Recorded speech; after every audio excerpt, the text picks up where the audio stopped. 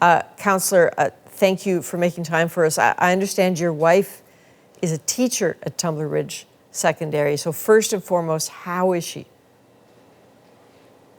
Well, she's at home, with our daughter, so she's doing well.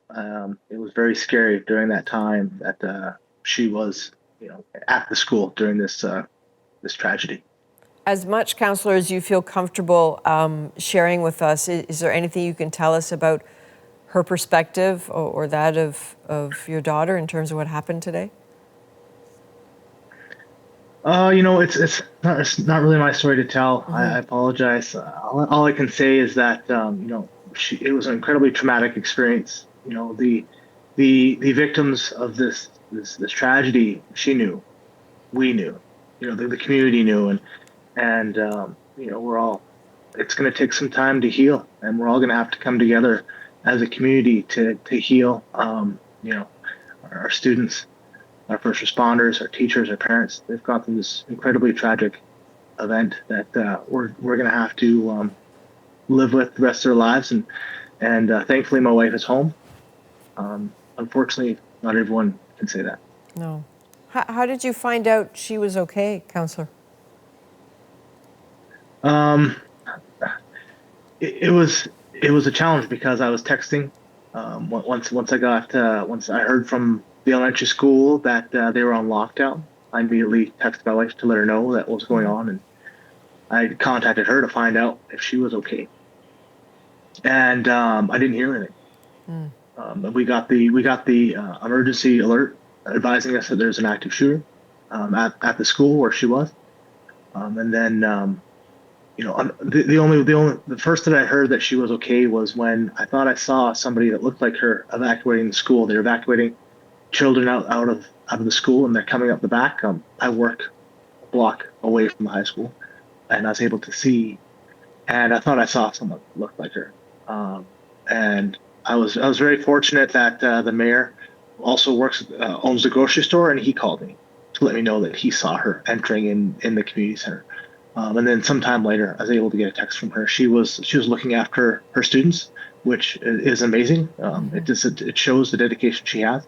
But that's when I found out, and I was incredibly grateful that the fears that I had for her safety were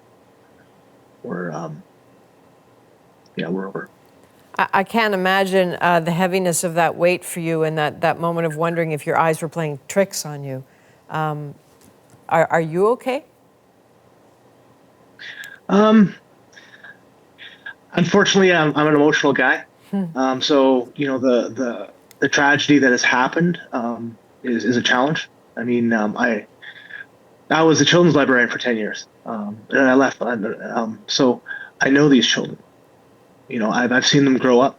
I've interacted with them. We sang stories together. We read books together. I saw them in the community. I saw them at their sporting events. I saw them everywhere.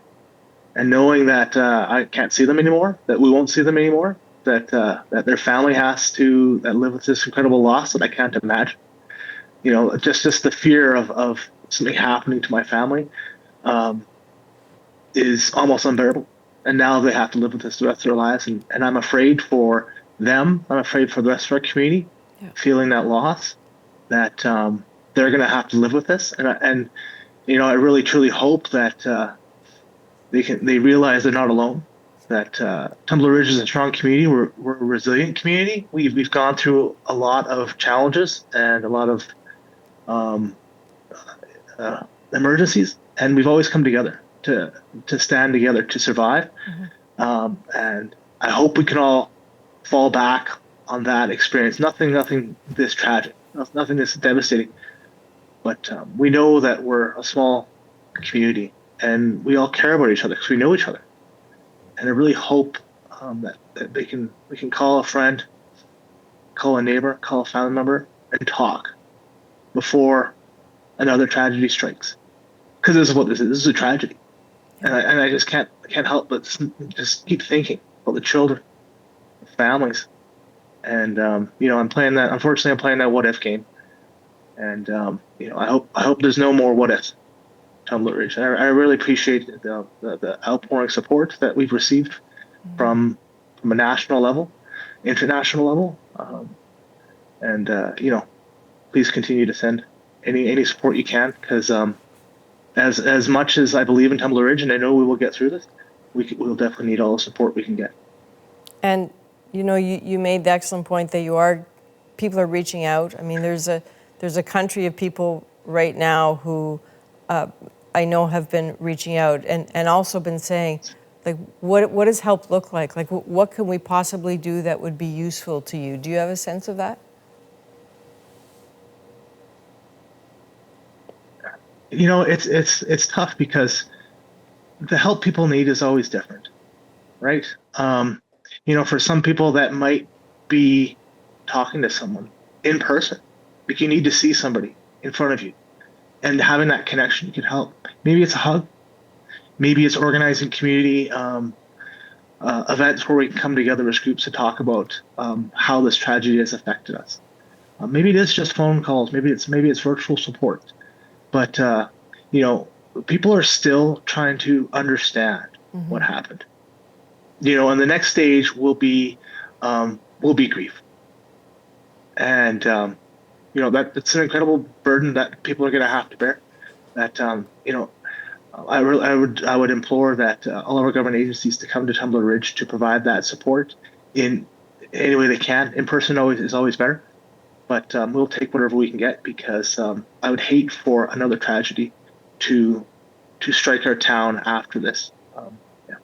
And for all the pain, I'm sure in a way you feel privileged to have had that hug with your wife tonight, right? Because so many people in your community did not get that, won't get that. You must have a lot of questions, councillor, and I know you said that you do and some people do, but I'm curious, like, what's your core question tonight?